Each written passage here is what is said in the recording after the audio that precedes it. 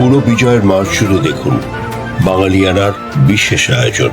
1971 সালের ডিসেম্বর ধীরে ধীরে বৃদ্ধি পাচ্ছিল বাংলার মুক্তাঞ্চলের মানচিত্র। অবস্থা বেগতিক দেখে পাকিস্তানি হানাদার বাহিনীও বাড়াচ্ছিল হিংস্র নৃশংসতার থাবা। রক্তাক্ত সেই সময়েই অস্ফুটে বেজে চলছিল বিজয়ের গান। সারা বিশ্বের ইথারে ইথারে উচ্চারিত হচ্ছিল বজ্র নির্ঘোষে একটি নাম, যে নাম মাথা নত করতে জানে না। রক্ত স্নাত সে নাম বাংলাদেশ। বাংলার বিজয়ের ক্ষণগণনায় আজ 8ই ডিসেম্বর। পাকবাহিনী বাংলাদেশের বিভিন্ন স্থানে সম্পূর্ণভাবে বিচ্ছিন্ন ও অবরুদ্ধ হয়ে পড়ে। ঢাকার দিকে পালাবার কোনো পথ তাদের ছিল না। এ সময় মিত্রবাহিনী পাকবাহিনীকে আত্মসমর্পণের নির্দেশ দেয়।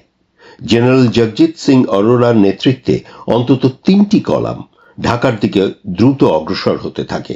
আরেকটি ব্রিগেড হালুয়াঘাটের দিক থেকে ময়মনসিংহের দিকে অগ্রসর হয়। শিখ জাট ব্যাটালিয়নের নেতৃত্বে মিত্রবাহিনী, লেফটেন্যান্ট আইনউদ্দিন ও লেফটেন্যান্ট দিদারুল আলম সহ মুক্তিযোদ্ধাদের 3টি দল এদিন দুপুরের আগেই কুমিল্লা শহরে প্রবেশ করে। পাক সেনারা সেনানিবাসের দিকে পালিয়ে গেলে মুক্ত হয় কুমিল্লা শহর। আফসার বাহিনীর অধিনায়ক আফসার উদ্দিন আহমেদের মুক্তিযোদ্ধা দলের সাথে রক্তক্ষয়ী সংঘর্ষের পরে এদিন পাকিস্তান হানাদার বাহিনী ও তাদের কয়েক হাজার রাজাকার আলবদর আত্মসমর্পণ করলে ভালুকা পাক হানাদার মুক্ত হয়। পাকিস্তান সেনাবাহিনীর নৌযানগুলোর একাংশ চাঁদপুরের কাছে মেঘনা মোহনায় মিত্রবাহিনীর বিমান হামলার কবলে পড়ে এবং কিউই জাহাজ সহ গানবোট ও কার্গো ধ্বংস হয়। বরিশালের সাবসেক্টর কমান্ডার ক্যাপ্টেন ওমরের নেতৃত্বে বরিশাল শহর পাক সেনা মুক্ত হয় এদিন। জাতিসংঘের সাধারণ পরিষদ অবিলম্বে যুদ্ধবিরতি পালন এবং সৈন্য প্রত্যাহারের জন্য ভারত ও পাকিস্তানের প্রতি আহ্বান জানিয়ে প্রস্তাব গ্রহণ করে। প্রস্তাবটির উদ্যোক্তা ছিল মার্কিন সরকার।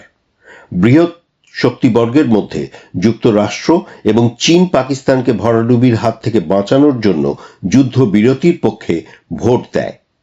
প্রস্তাবের বিপক্ষে ভোট দেয় সোভিয়েত ইউনিয়ন, ব্রিটেন, ফ্রান্স ও অপর 8টি দেশ ভোটদানে বিরত থাকে। সাধারণ পরিষদে ভারতীয় প্রতিনিধি সমর সেন বলেন, পাকিস্তানের অবশ্যই বাংলাদেশকে স্বীকার করে নিতে হবে।